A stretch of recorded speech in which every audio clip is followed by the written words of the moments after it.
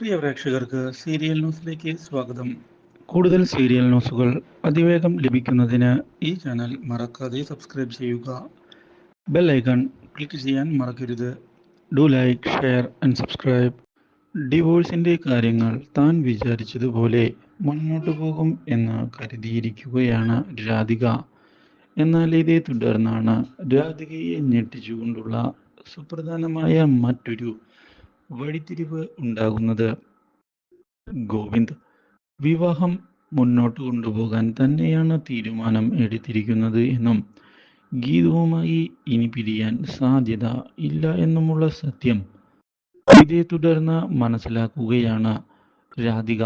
ഇതോടെ രാധിക ആകെ ഞെട്ടിപ്പോവുകയും വരുണിനെ ചെന്ന് കണ്ട് കാര്യങ്ങൾ പറയുകയും ചെയ്യുന്നു. ഈ- ഈ കാര്യങ്ങൾ കേട്ടതിനെ തുടർന്ന് വരുൺ ഇനി എപ്പോഴാണ് രാധിക മുത്തശ്ശിയാകാൻ പോകുന്നത് എന്നുള്ള വാർത്ത മാത്രം കേട്ടാൽ മതി എന്നും അത്രത്തോളം കാര്യങ്ങൾ കൈവിട്ടു പോയിരിക്കുകയാണ് എന്ന് അറിയിക്കുകയും ചെയ്തിരിക്കുകയാണ്.